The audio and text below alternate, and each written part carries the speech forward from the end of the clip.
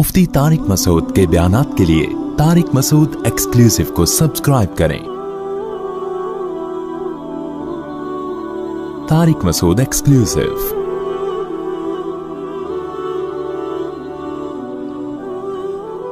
मुफ्ती साहब, मेरी अम्मी का इंतकाल 23 अगस्त 2004 को हुआ। दुआ करवा, दिल से दुआ है जी, अल्लाह ताला आपकी वालदा की मगफिरत फरमाए और आप सबको सब्र जमील की तौफीक अता फरमाए। मेरी अम्मी का इंतकाल जुम्मे के दिन हुआ और अम्मी ने 2 मरतबा कलमा भी पढ़ा था। वफात होने से पहले इसकी क्या फजीलत है? मन काना आखिरु कलामिही ला इलाहा इल्लल्लाहु दखलल जन्नह। नबी सल्लल्लाहु अलैहि वसल्लम ने फरमाया, जिसका आखिरी कलाम ला इलाहा इल्लल्लाह था वो जन्नत में दाखिल होगा। लेकिन बहरहाल उलमा ने इस हदीस की तशरीह में लिखा है कि इससे वो मुराद है जो कबीरा गुनाहों से बचता हो। तो इस तरह की हदीसों का ये मतलब होता है। लेकिन बहरहाल हदीस के ज़ाहिरी अल्फाज यही हैं, अल्लाह की रहमत से उम्मीद लगाई जा सकती है कि शायद अल्लाह ताला, क्योंकि ये भी तौफीक भी मिलना बड़ी बात है। मौत के वक्त जो है ना, अच्छी हालत में मौत होना, ये अल्लाह की बहुत बड़ी नेमत है। इससे पनाह मांगा करो कि फिल्म देखते हुए या कोई उल्टा काम करते हुए मौत आ जाए। इससे पनाह मांगा करो अल्लाह ताला की। उल्टे काम पे आप लोग बहुत हंस रहे हो, तो जो है पनाह मांगा करो अल्लाह ताला की। तो कोई अच्छे काम पे नमाज पढ़ते हुए, रोजा रखते हुए, अम्मा के पांव दबाते हुए मौत आए ना, अब्बा अम्मा के, तो ये अच्छी मौत है। मुफ्ती साहब, ये हो गया मेरे भाई वफात। अच्छा, मैं अपनी वालदा से बहुत अटैच था। मेरी अम्मी कैंसर की मरीजा थी, मैं ही इनकी तमाम देखभाल करता था, कोई नहीं था। मुझे इनके आखिरी लम्हात याद आ रहे हैं। तो ये वालदैन का टॉपिक ऐसा है ना कि ये मेरे सामने छेड़ा ही नहीं करो, समझ रहे हो? तो देखो, ये अब मौत तो हो गई, लेकिन आपके लिए भी अच्छी मौत है कि आपने वालदा की खिदमत की आखिरी उम्र में। तो जब वालदा की खिदमत की तो मरना तो था ही ना, तो कितनी अच्छी मौत हो गई कि आपको खिदमत की तौफीक मिल गई। खुदा न ख्वास्ता कोई झगड़ा हो जाता, कोई ऊंच नीच हो जाती, वो नाराज चली जाती, आप सारी जिंदगी एक गम रहता। तो जो काम हो जाए ना, उस पर फिर नहीं गम करना चाहिए। उसमें शरीयत ने कहा है जो हुआ बेहतर हुआ, तो बचाने की पूरी कोशिश करनी चाहिए। लेकिन मौत हो गई तो अब उस पर सब्र करो, बोले यार चलो खिदमत का मौका तो मिल गया ना। इस्लाम में गम मनाना, सोच सोच के गमगीन होना, इसकी कोई फजीलत नहीं है। इस्लाम में यह कि खुश रहना सीखो। हाँ, अल्लाह की तरफ से कोई गम आ रहा है तो एक अलग बात है। तो इस्लाम आपको गमजदा देखना पसंद नहीं करता, इस्लाम आपको खुश रहना। इस्लाम कहता है बस एक गम होना चाहिए, वो क्या है? आखिरत का। इसकी शरीयत में फजीलत है। बाकी अपनी जिंदगी वो गम लेस बनाओ। आज एक बंदा आया, जैसे बाज खवातीन आती है ना, शौहर बहुत टेंशन दे रहा होता है, मैं उनको कहता हूँ शौहर लेस हो जाओ फौरन। टेंशन लेने का नहीं। मैंने कहा शादी सुकून के लिए की थी ना, जब सुकून ही नहीं मिल रहा तो मियाँ लेस, उसको तलाक मांगो, उससे कोई भी तरीका इख्तियार करो जान छुड़ाने का।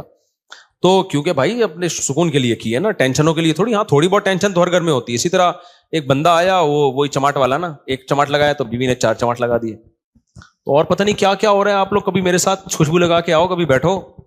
अब जाहिर लोगों के राज-फाश होते हैं, इसलिए मैं ये बातें करता नहीं, और मेरा मकसद किसी का मजाक उड़ाना नहीं होता। सबके साथ ऐसा हो सकता है, लेकिन मैं सिर्फ बता रहा हूं कि सोसाइटी, मार्केट में हो, व्हाट्स गोइंग ऑन, मार्केट में हो क्या रहा है। तो ऐसे मौके पे फिर मैं इन लोगों को डिवोर्स का मशवरा दे रहा होता हूँ कि भाई जब इतनी नौबत है तो फारिग करो मेरे भाई। फिर सब्र का फायदा नहीं है ऐसे मौके पे, क्योंकि शादी सुकून के लिए की जाती है। थोड़ी बहुत टेंशनें हर घर में होती हैं, लेकिन टेंशनों की भी एक लिमिट होती है। कुछ भी नहीं सुन रही, अपने आप को मातहती नहीं समझ रही है, तुम्हें उसने खानसामा बनाया हुआ है, उसको समझाने की एक लिमिट होती है। 6 महीने अम्मा के घर बिठा दो, शायद कुछ दिन के बाद हिदायत मिल जाए, फिर भी नहीं मिल रही तो भाई तमीज से अलग इख्तियार करो। तो वजह उसकी है कि अल्लाह ने हमें गमजदा रहने के लिए पैदा, बोलो, नहीं किया। गम एक ही होना चाहिए, वो कौन सा है? आखिरत। तो खुश रहना चाहिए इंसान को। अल्लाह को खुश लोग क्या है? पसंद है। नबी हजरत अबू हुरैरा ने फरमाया कि नबी सल्लल्लाहु अलैहि वसल्लम ने जब भी मुझे देखा है जिंदगी में, कभी ऐसा नहीं हो कि आपने मुझे देखा और मुस्कुराए ना हो। हालांकि नबी का गम सबसे बड़ा गम था ना, उम्मत की फिक्र थी, लेकिन अपने साथियों के साथ एटीट्यूड क्या था आपका? जब भी देखते मुस्कुराते। और हम लोग क्या है, जब भी देखो ऐसा लगता है कोई नया टेंशन चल रही है इसके साथ, नई टेंशन चल रही। खुश रहना सीखना चाहिए, समझ रहे हो? मुस्कुराते चेहरे से मिला करो, टेंशन फ्री। अमेरिका में $10 की एक छोले की प्लेट मिलती है सुबह नाश्ते में ना, पराठे के साथ, जो لوکل ہوٹل جو پاکستانی کے ہوٹل, $10 کا مطلب پتہ ہے کیا, 2750. مہنگائی وہاں ہے میرے بھائی, یہاں نہیں ہے. یہاں تو چھولے کی پلیٹ فری میں آ رہی ہوتی ہے, پراٹھا خریدو بعض دفعہ ویسی فری میں ڈال کے دے دیتا ہے. آپ ڈالر پہ ترس رہے ہو, تو وہاں خرچہ بھی تو ڈالر میں ہی ہو رہا ہے, سمجھ رہے ہو. تو اس لیے پاکستانی کرنسی میں اگر کما رہے ہو تو کھا بھی کس میں رہے ہو اسی میں. وہاں جاؤ گے تو ڈالر میں کماؤ گے تو کھاؤ گی بھی کس میں. میں جاپان میں جو فاسٹ ٹرین میں بیٹھا ہوں نا, میں یہ زوم آپ کرو انجوائے, اس کا ٹکٹ پتا ہے کتنے کا تھا؟ جب مجھے پتا چلا میرے ہوش اڑ گئے. میں نے کہا ٹانگا گدا ٹرکشا صحیح ہے میرے بھائی, یہ بس دکھانے کے ہیں. لوگوں کی جائیدادیں بک جاتی ہیں ان ٹرینوں میں, بہت لگژری لوگوں کا کام ہے وہ, بس وہ ڈرائیور ہی بیٹھے اس میں. تو بہت مہنگائی ہے, تو آپ بہت مزے میں ہو. اور وہاں ٹیکس اتنا ہے, آپ کی اگر 40 لاکھ تنخواہ ہے نا, 1 کروڑ آپ کی اگر تنخواہ, ایک مثال دے رہا ہوں تاکہ کیلکولیشن آسان ہو, تو 43 لاکھ روپے ٹیکس میں دینے ہیں آپ نے. یہاں اتنا ٹیکس تھوڑی ہے. پھر لوگ اس پہ خوش ہوتے ہیں, ہم ٹیکس دے رہے ہیں لیکن علاج ہمارا فری میں ہے, بچوں کی تعلیم ہماری فری میں. فری میں کہاں ہے؟ 43% تنخواہ کاٹ لی تم سے انہوں نے, اب تمہیں فری میں تھوڑی دے رہے ہیں. آپ کی گورنمنٹ یہاں جتنی مرضی کرپٹ ہے, میں کوئی یہ نہیں کہہ رہا بہت نیک گورنمنٹ, جیسی مرضی ہے, اتنا ٹیکس نہیں ہے میرے بھائی. تنخواہ پوری آ رہی ہے آپ کے پاس, تو اس میں آپ اپنے بچوں کی فیس بھر لیتے ہو, وہ اتنی نہیں ہوتی, 43% نہیں ہوتی وہ, سمجھتے ہو, آپ کے سارے خرچے نکل رہے ہوتے ہیں. نہیں آ رہی میرا خیال ہے بات. اور پھر زکاتیں بھی لوگ دے رہے ہوتے ہیں, تھوڑے سے گھننے بن جاؤ, اگلا پوری جائیداد نکال کے دے دیتا ہے. یہاں تھوڑا سا گھننا بننا آنا چاہیے, بس یہاں پریکٹس کرو تھوڑی سی. تو اس لیے اتنا ٹینشن والا بات نہیں. ہم کیوں وہاں جا کے فوراً واپس آتے ہیں؟ مزہ ہمیں کہاں آتا ہے؟ بہت اچھے کنٹری ہیں, امریکہ بہت اچھا ہے, جاپان بہت اچھا ہے, مزہ ہمیں کراچی میں ہی آتا ہے. اور یہ جو میں نے ابھی بیان میں کہا نا کہ خاموش, بالکل خاموش, یہ 4 دن خاموشی اچھی لگتی ہے, اس کے بعد کاٹنے لگتی ہے. یہاں ریلیشن ہے, آبادی ہے, ایک بندہ پنجاب والا ملے گا, ایک پشتو والا ملے گا, ایک بلوچی ملے گا, ایک فلانا, ایک میکینک ملے گا, ایک فلانا ملے گا, ایک ڈاکٹر ملے گا, ایک سائنٹسٹ ملے گا, ایک سیاستدان ملے گا. ہر آدمی ہوٹل میں بیٹھ کے ایسے لگے گا یہاں سارے ہی پہنچے ہوئے لوگ ہیں, گپ شپ کا ماحول ہے. یہ سب کچھ وہاں پر نہیں ہے. خاموشی خاموشی خاموشی. ابے 4 دن تک خاموشی اچھی لگتی ہے, اس کے بعد میں نے کہا یار کوئی تھڑے نہیں ہے یہاں پہ, کوئی تھڑے ہوں یہاں پہ, کوئی بیٹھے ہوئے ہوں, کوئی بیٹھک ہو, کوئی گپ شپ ہو نا, ختم. تو ایک رشتہ داروں میں ہوتی ہے وہ بھی رشتے بھی کیا ہو رہے ہیں, ختم ہوتے جا رہے ہیں, وہ بھی شارٹ ہوتے جا رہے ہیں. تو بس ہر آدمی انڈیویجولی لائف گزار رہا ہے, تو ایسے تھوڑی, تو ایسے تو زندگی کا سکون تھوڑی ملے گا. بہت سی چیزیں ہمارے یہاں پازیٹیو ہے میرے بھائی, بس دعا کرو ہمارے یہاں صفائی ہو جائے اور لا کچھ قانون مضبوط ہو جائے, تو ہم ان سے اب بہت آگے ہیں. یہ 2 ہی چیزیں نہیں ہیں, اور یہ 2 ہی انہوں نے بیڑا غرق کیا ہوا ہے ہمارا. لیکن جب وہ تو بیڑا گورنمنٹ نے غرق کیا ہوا ہے نا, ہم تو خوش رہنے پر اللہ نے ہمیں پابندی نہیں لگائی. تو آپ اسی کو انجوائے کرو. دیکھو اب کراچی میں برساتی کھڈے کتنے ہو گئے نا بارش ہوتے ہی. اچھا کلائمیٹ ایسا چینج ہوا ہے کہ بارش بھی عجیب قسم کی ہو رہی ہے.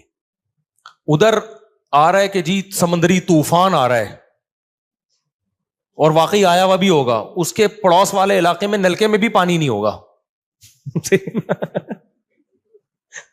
وہ کہہ رہے ہم تو سمجھ رہے تھے پورا طوفان آ رہا ہے, پانی پانی, اور ادھر نلکے میں بھی پانی نہیں ہے. عجیب کراچی کا وہ, یعنی بارش ایسے ہو رہی ہے, انڈا موڑ پہ ہو رہی ہے, کلندری چوک پہ نہیں ہو رہی. عجیب ہی سیٹ اپ چل رہا ہے. تو انجوائے کرو اس کو. تو وہ دیکھو کتنے کھڈے ہیں نا, وہ ٹک ٹاکر نے کیسا انجوائے کیا کراچی میں بارش میں, جو کھڈے اتنے بات پہ آپ کو چھلانگے مار کے. تو وہ اس نے اولمپک کی تیاری کر رہے ہیں نا گھر میں, لمبی لمبی چھلانگے مار رہے ہیں. ماں نے پوچھا اولمپک کی, کہہ رہے بعد میں پتا چلا یہ کراچی کے کھڈوں کو کراس کرنے کی ٹریننگ لے رہا ہے. میں نے کہا چلو اتنی ٹینشن میں اس نے. تو اس لیے جت حد تک ممکن ہے خوش رہنے کی کوشش کیا کرو. اللہ کو غمزدہ لوگ پسند نہیں ہے, ہر وقت دکھڑے, یہ ہو رہا ہے, فلانا ہو رہا ہے, ڈمکانا ہو رہا ہے. اور اللہ کو خوش لوگ پسند ہے. ہاں دکھ صرف ایک ہونا چاہیے, وہ کیا ہے بھئی, آخرت میں پتہ نہیں کیا بنے گا. اس کے علاوہ اللہ نہیں چاہتے کوئی دکھ ہو آپ کو. دوسری بات یہ کہ گھروں کے جھگڑوں کو بھی بڑھایا مت کرو. گھروں کے جھگڑوں کو, ہمارے ایک دوست تھے سفر میں, ان کا اپنی بیوی سے پھڈا ہو گیا فون پہ, طبیعت سے چل رہی ہے نا, تیری ایسی کی تیسی. وہ ادھر سے اس کو جواب آ رہا ہے, طبیعت سے پھڈا ہوا ان کا. اور اپنے دوستوں کو بھی بتا رہے ہیں میری بیگم نے یہ. ظاہر ہے سب کے سامنے ہو رہا ہے تو پتہ چلے گا نا دوستوں کو کہ یار کیا ہو گیا. بے یار میرا تیری بھابھی نے دماغ خراب کر کے رکھا ہوا ہے یار, یہ ایسے نا. आधे घंटे के बाद नॉर्मल बैठे हुए, चाय चल रही है, गपशप चल रही है, घर में बेगम और बेगम, वो मैं आ रहा हूं परसों।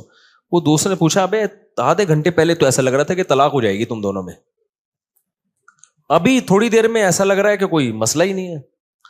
तो उसने कहा, यार मेरी आदत है 15-20 मिनट के बाद फड्डे को मैं भूल जाता हूं, फिनिश।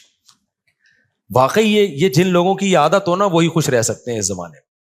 और जो नाक पे मक्खी बिठा के रखते हैं ना, और दिल में लेके बैठ गए, इसने ये क्यों बोला था, अबे भाई जो बोला था बोल दिया, खत्म कर। जब सुना दिया, उसने भी सुना दी, इसने भी सुना दी, खत्म, किस्सा खत्म, चलो भाई दोबारा से जैसे इंजॉय करो लाइफ।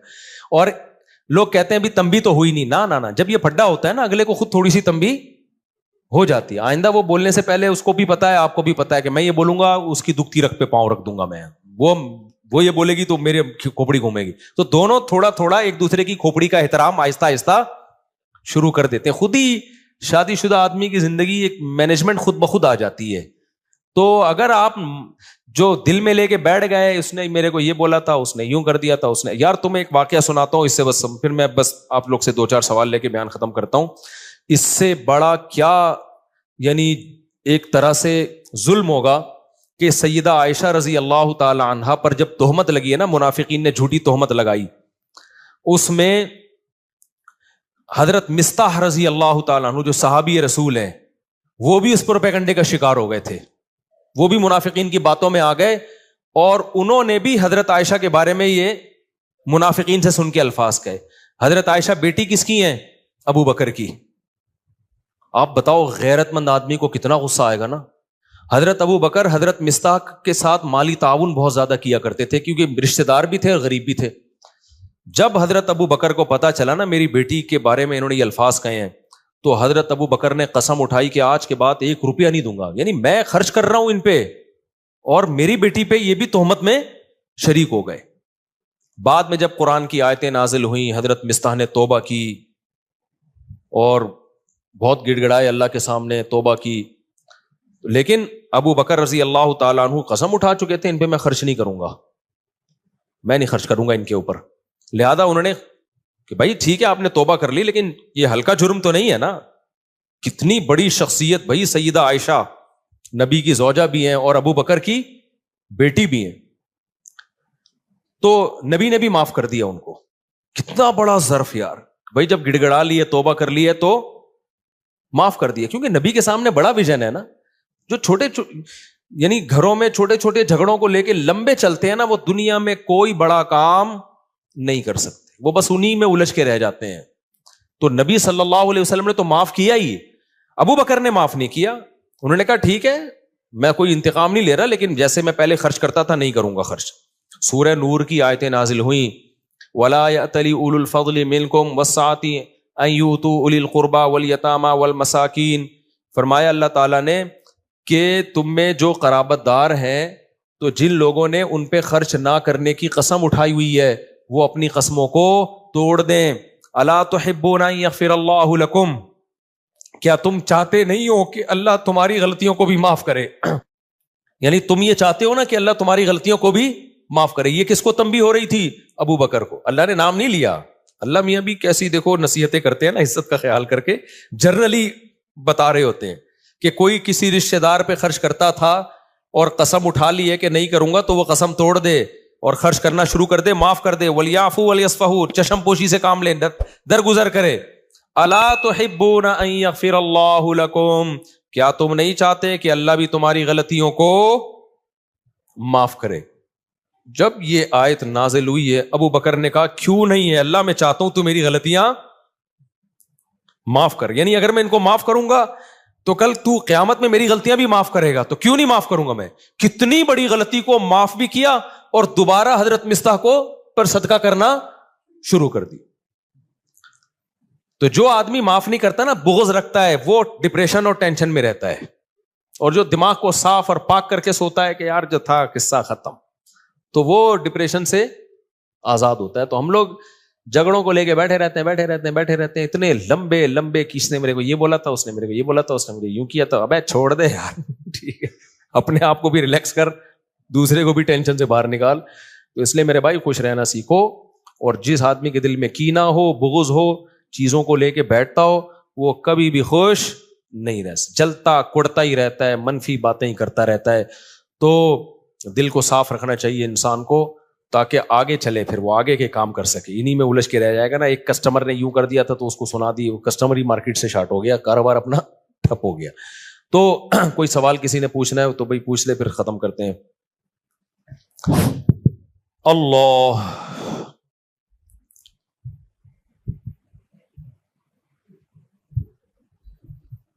یہ جو میں نے اپنا قصہ سنایا تھا نا اپنے والد صاحب کا, اس پہ لوگوں نے بڑے کلپ چلائے, امریکہ تک میں پھیل گیا. نہیں, میں نے کہا تھا میرے والد صاحب سے تھوڑی میں نے اونچی آواز میں بات کی, آج کے بیان سے متعلق ہے یہ. میں نے بتایا تھا نا میری ایک دفعہ والد صاحب سے اونچی آواز میں بات ہوئی, تو میں نے سوتے ہوئے والد صاحب کو اٹھا کے معافی مانگی. یہ کلپ بڑا وائرل ہوا, اچھا ہے. اس میں ایک بات میں بتانا بھول گیا تھا, جب کلپ وائرل ہو ہی گیا, ایک منٹ بیٹا, یہ عمل میں نے اپنے بڑے بھائی کو دیکھا تھا یہ کرتے ہوئے. میرے بڑے بھائی کے ساتھ اس طرح والد صاحب نے ایک دفعہ ہاتھ بات اٹھایا تھا ان کے اوپر, تو شاید ان کی زبان اڑ گئی تھی. تو میں نے اپنے بڑے بھائی کو دیکھا کہ انہوں نے جا کے والد صاحب سے معافی مانگی. تو یہ میں بتا رہا تھا نا کہ جو چیز دیکھتا ہے انسان وہ سیکھتا ہے. تو مجھے اپنے بڑے بھائی کا یہ عمل میرے دماغ میں انسٹال ہو گیا تھا کہ یار اگر بڑوں سے کبھی ایسا ہو بھی جائے تو معافی مانگی جاتی ہے. تو اس لیے میں کہتا ہوں کہ اپنے ماں باپ کی خدمت اپنے بچوں کے سامنے کر لو, تاکہ تمہارے بچوں کو پتا چلے کہ انہوں نے بھی تمہیں بڑھاپے میں سنبھالنا ہے. سمجھتے ہو گے نہیں سمجھتے؟ اپنی ماں کی خدمت اپنے بچوں کے سامنے کر لو, تاکہ بچوں کو پتا چلے کہ جو تمہاری بیٹیاں ان کو پتا چلے کہ بھائی ہم نے بھی اپنی ماں کو بڑھاپے میں سنبھالنا ہے.